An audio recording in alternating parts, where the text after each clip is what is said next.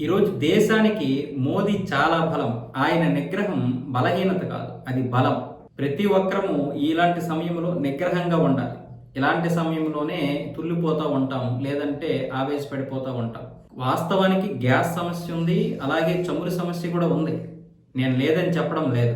కానీ నరేంద్ర మోదీ నిగ్రహంగా ఉంటే అది దేశానికి బలమే కానీ బలహీనత కాదు అన్న విధంగా శశిథరూర్ గారే చెప్పారు. ఈ రోజు ఉద్రిక్తత పరిస్థితుల వల్ల ప్రపంచం మొత్తం కూడా ఈ యొక్క సందిగ్ధంలో పడిపోయింది. అలాగే అన్నీ కూడా చమురు విషయంలో చాలా తీవ్ర ఒత్తిడులకైతే లోనవుతున్నాయి. మన దేశం మాత్రమే కాదు. కానీ ఈ రోజు నరేంద్ర మోదీ దౌత్యం చూస్తే మనం కొన్ని విషయాలు తెలుసుకోవాలి.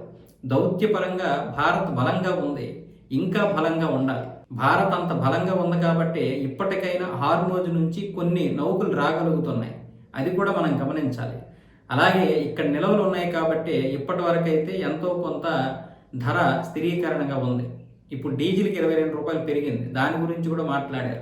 ఎవరూ కూడా పరిస్థితులకి అతీతం కారు, కానీ ఇప్పుడే చాలా వరకు చాలా మెచ్యూరిటీగా వ్యవహరించాలి. అదే పని చేస్తుంది ఈరోజు నరేంద్ర మోదీ ప్రభుత్వం.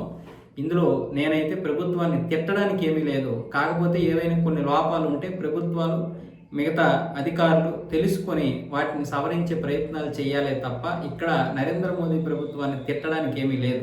ఒకప్పుడు అంటే యుద్ధానికి ముందు $64-70 ఉండేది. ఇప్పుడేమొచ్చేసి $110-120 అయింది. ఎవరి వల్ల?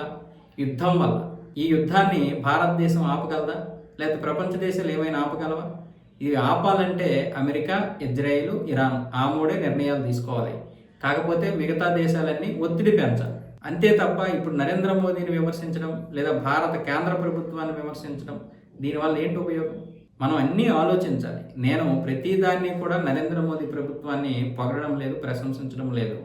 కానీ వాస్తవాలు తెలుసుకొని మాట్లాడాలి అన్న విధంగా ఆయన మాట్లాడారు. కానీ నిజాలు మాట్లాడేటప్పుడు ఎవరికైనా కొంచెం నొప్పి ఉంటుంది. అవతల వారికి నిజాలు మాట్లాడకూడదు. ఇక్కడ అన్నీ కూడా కొంచెం భజన చేయాలి. కానీ దరిద్రం ఏంటంటే మనమేదో భజన చేస్తున్నట్లుగా వాళ్ళు ఏదో వాస్తవాలు మాట్లాడుతున్నట్లుగా ఉంది. ఈరోజు ఇప్పుడు కాంగ్రెస్ ఉంటే పరిస్థితి ఇంతకు మించి ఏమైనా మెరుగ్గా ఉంటుందా? ఇంతకంటే దారుణంగా ఉంటుందని మాత్రం చెప్పొచ్చు.